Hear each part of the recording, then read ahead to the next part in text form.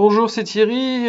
Nous sommes le week-end du 23 août 2020. Je vous retrouve pour une petite vidéo à nouveau sur l'argent métal, étant donné qu'il a bougé beaucoup ces dernières semaines. Donc je fais des vidéos plus régulièrement à son sujet.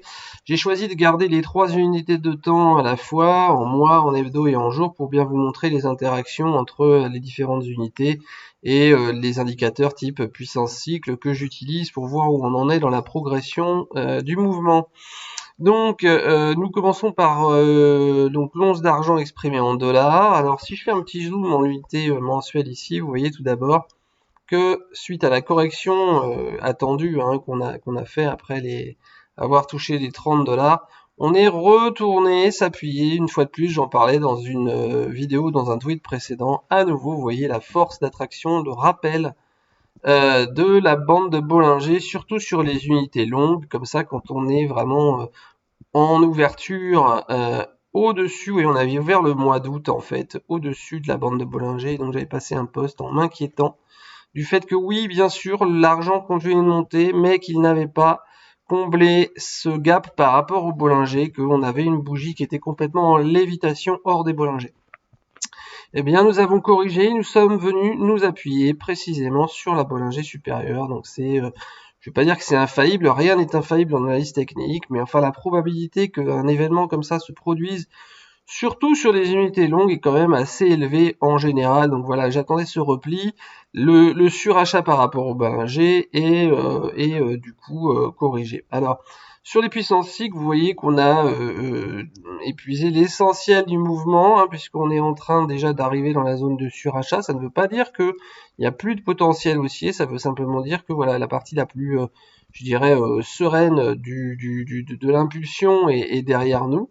On peut très bien continuer, on n'a pas encore, vous voyez, là on était resté vraiment de très nombreuses bougies dans la zone de surachat. Donc tant qu'on n'a pas un retournement baissier de la puissance cycle, il n'y a pas de signal baissier pour autant, mais simplement l'impulsion principale maintenant voilà c'est produite et il se peut qu'on monte moins fort ou qu'on latéralise.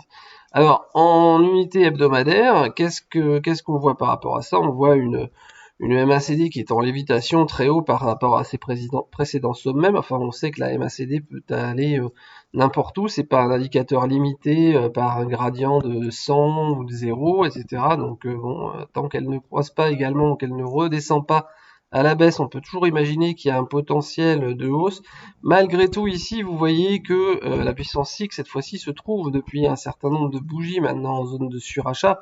Donc nous n'avons pas dégonflé au niveau de l'unité hebdomadaire la forte hausse et le surachat qu'on a sur l'unité hebdomadaire.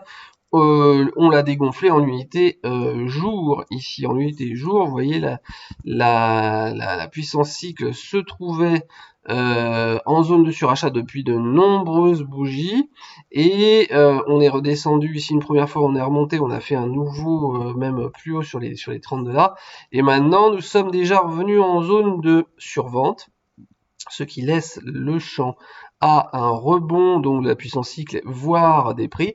Mais attention, début de synchronisation baissière là sur le cycle long, qui pourrait donc être un signal avancé de retournement du cycle court sur l'unité hebdo, qui elle-même se trouve donc en surachat depuis pas mal de bougies. Donc attention, si la correction qui était pour l'instant sur l'unité jour se propage et contamine l'unité hebdomadaire, là on va avoir un retournement du cycle court vers la zone de survente ici aussi, et à ce moment-là on aura sans doute épuisé entièrement le potentiel de hausse de l'unité mois, vous voyez. Donc qu'est-ce que je regarde en conclusion pour l'instant? Eh bien je fais très attention à ce qui se passe sur le cycle court UT jour ici, et surtout en fin de chaque semaine, est-ce qu'on a un début de retournement baissier dans le rouge du cycle court ici qui pourrait être annonciateur d'une correction sur l'unité hebdomadaire. Et le juge de paix sur le prix de tout ça, écoutez, c'est facile, on est sur la moyenne mobile 20 périodes ici haussière, vous voyez qu'on s'appuie à chaque fois sur les cours, donc je dirais que si le cycle court se retourne ici à la hausse une nouvelle fois et que les prix se tiennent au-dessus de la MM20, il n'y a pas vraiment d'inquiétude, à avoir et la prochaine résistance à dépasser, eh bien c'est le pivot R1 mensuel et la Mogalef ici, vous voyez qui passe quasiment au même endroit autour des 28$.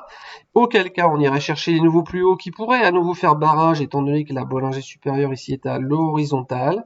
Donc d'abord 28$ et ensuite 30$ sur les prix tant que la MM20 est préservée. Par contre si on a un trou d'air, que le cycle court en hebdo se retourne à la baisse, vous voyez, et que la bougie ici enfonce la MM20, et bien à ce moment-là, le support d'après se trouve un petit peu plus loin, puisque on parle quand même du pivot mensuel, de la Bollinger inférieure ici, et du haut de l'ancien couloir haussier, vous voyez, qui gravite autour plutôt des 23$ dans les jours qui viennent. Donc le trou d'air est toujours possible, je vais bien faire attention à la MM20 jour. Je fais un petit coup d'œil rapide, mais vraiment rapide, sur l'once d'argent en euros pour vous montrer que la configuration est vraiment quasiment la même. Voilà, on est allé s'appuyer également sur la Bol Sub, vous voyez, en mensuel ici.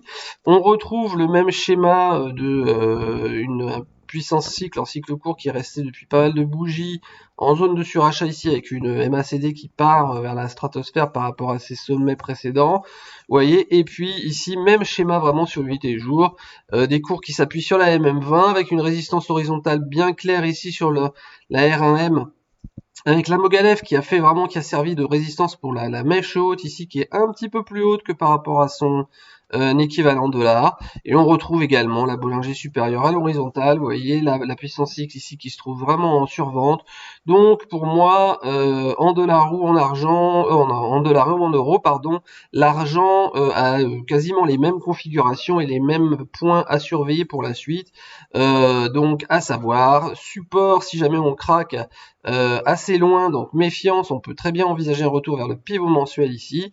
Si jamais par contre la moyenne mobile 20 périodes continue, eh bien première résistance R1M et Mogalef, deuxième résistance, les derniers plus hauts qui passent par le niveau de la Bollinger supérieure jour. Voilà, je vous souhaite un excellent trading.